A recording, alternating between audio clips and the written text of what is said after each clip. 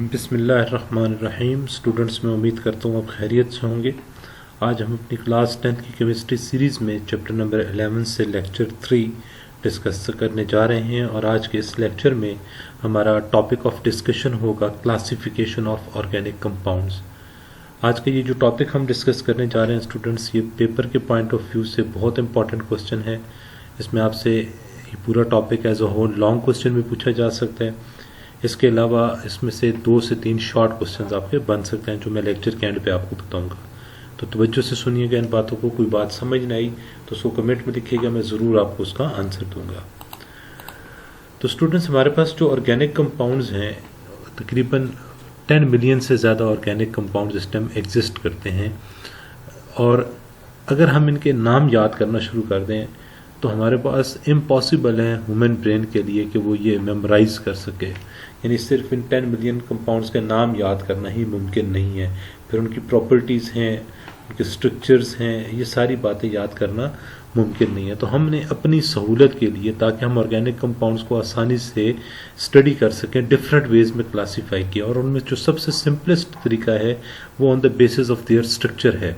तो on the basis of structure जो organic compounds हैं इनको हम 2 बड़ी क्लासेस में डिफाइन करते हैं। एक को हम कहते हैं ओपन चेन और एसाइक्लिक कंपाउंड्स, और दूसरे हमारे पास होते हैं क्लोज चेन और साइक्लिक कंपाउंड्स। ये जो ओपन चेन या एसाइक्लिक कंपाउंड्स हैं इनको हमने मजीद 2 कैटेगरीज में डिवाइड किया हुआ है। एक होते हैं स्ट्रेट चेन और एक होते हैं ब्रांच चेन।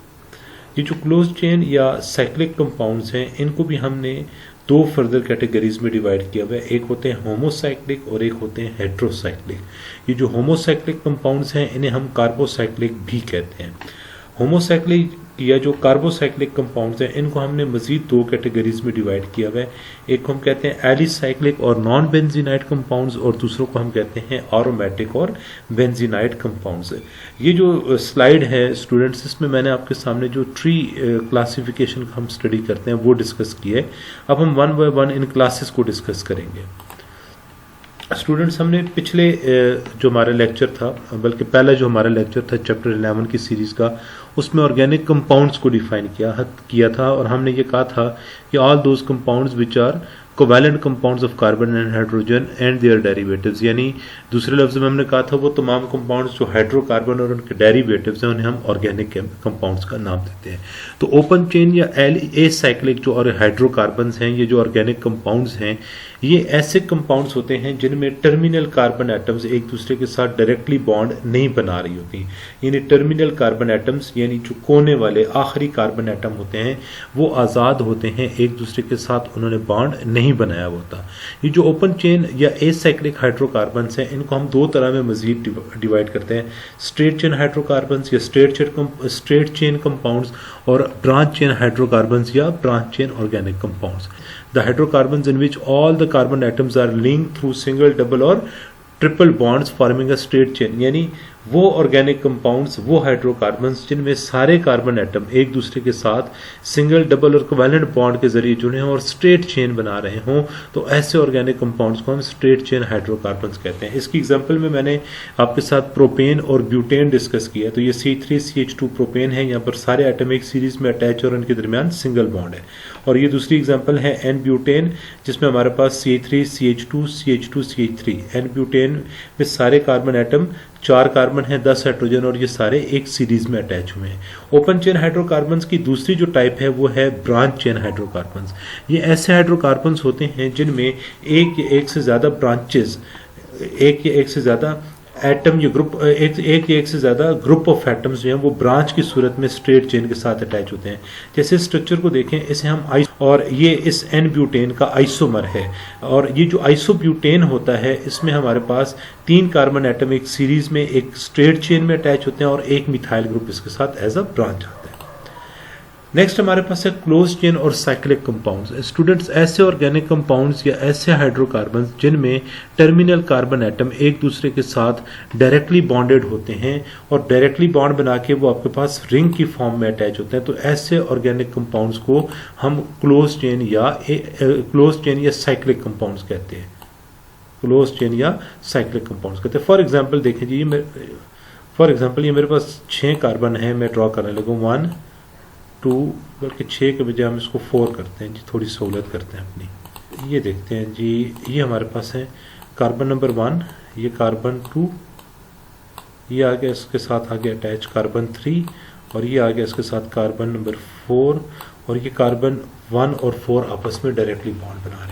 तो अब देखें जी, अगर हम इस कार्बन को कार्बन 1 कह रहे हैं तो ये कार्बन नंबर 1 2 से कनेक्टेड है, 2 3 से सिंगल बॉन्ड के जरिए, 3 4 से, और 4 फिर जाके 1 से। तो इसमें फर्स्ट एंड लास्ट कार्बन जो है उनके दरमियान बॉन्ड बना हुआ है, और जब फर्स्ट और लास्ट कार्बन के दरमियान बॉन्ड बनता है तो ये आपके पास एक क्लोज चेन या रिंग की फॉर्म में, क्लोज चेन या रिंग की फॉर्मेशन में रिजल्ट करता है।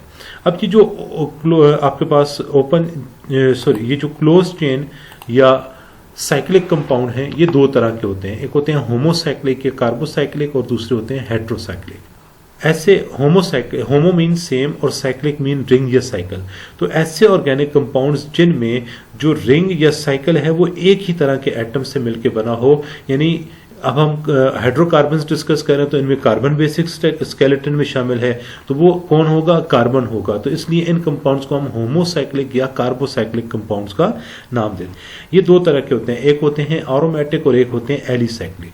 एरोमेटिक को समझ लें, आपको एलिसाइक्लिक खुद ब खुद समझ आ जाएगा। ऐसे ऑर्गेनिक कंपाउंड्स या ऐसे होमोसाइक्लिक ऑर्गेनिक कंपाउंड्स जिनके स्ट्रक्चर में कम से कम एक बेंजीन रिंग आता हो, तो ऐसे कंपाउंड्स को हम नाम देते हैं एरोमेटिक हाइड्रोकार्बन्स या एरोमेटिक कंपाउंड्स का। इनको दूसरे लफ्जों में हम बेंजीनॉइड भी कहते हैं। अब बेंजीन क्या होता है? तो देखिए स्टूडेंट्स, बेंजीन हमारे पास एक ऑर्गेनिक कंपाउंड है जिसका मॉलिक्यूलर फार्मूला है C6H6,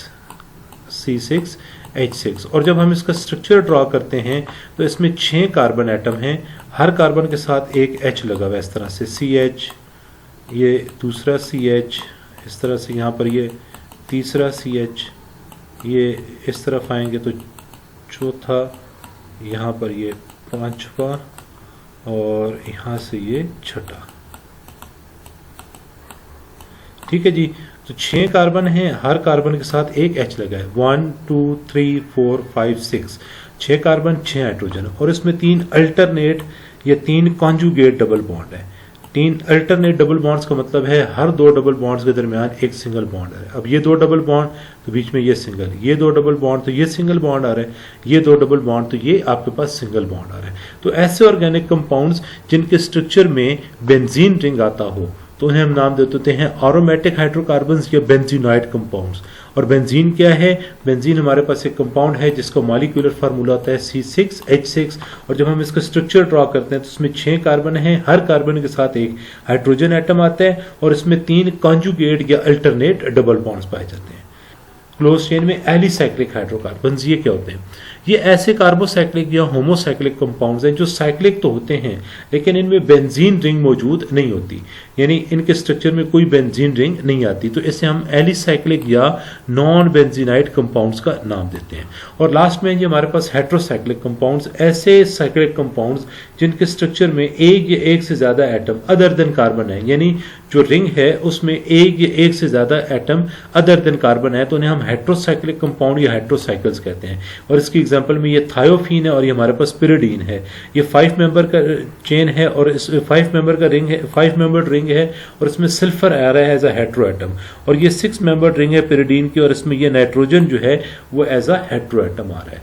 तो अच्छा स्टूडेंट्स, इसमें आपसे जो पेपर के पॉइंट ऑफ व्यू से क्वेश्चन पूछा जाता है, तो एक क्वेश्चन तो आपसे ये पूछा जाएगा कि how organic compounds are classified into different classes, you write a note on the classification of organic compounds। दूसरा स्ट्रक्चर आपसे पूछा जाता है what is difference between open chain and closed chain hydrocarbons। ठीक है, ये आपसे पूछा जा सकता है। फिर आपसे पूछा जा सकता है what is difference between straight chain and branch chain hydrocarbons। ठीक है, इसी तरह आपसे जो क्लोज चेन में जब आप आते हैं और कार्बोसाइक्लिक कंपाउंड्स पढ़ते हैं तो उससे में आपसे पूछा जाता है differentiate between benzenoid and non benzenoid, यानी अब वो आपसे एरोमेटिक और जो एलिसाइक्लिक है इसका क्वेश्चन डायरेक्ट करने के बजाय बेंजीनॉइड और नॉन बेंजीनॉइड पूछता है। फिर आपसे होमोसाइक्लिक और हेट्रोसाइक्लिक का डिफरेंस पूछ सकता है, और आपसे सिंपल क्वेश्चन भी पूछ सकता है what are meant by heterocyclic compounds, give their examples. तो ये 4 से 5 इसमें से शॉर्ट क्वेश्चंस है जो अमूमन डिफरेंशिएशन पे बेस करते हैं, और ये पूरा टॉपिक लॉन्ग क्वेश्चन क्वेश्चन में एज अ होल आ सकता है। तो मैं उम्मीद करता हूँ आपको ये बातें समझ आई होंगी। किसी किस्म को कोई क्वेश्चन हुआ तो ज़रूर पूछेगा, आपको उसका आंसर मिलेगा। Thank you very much.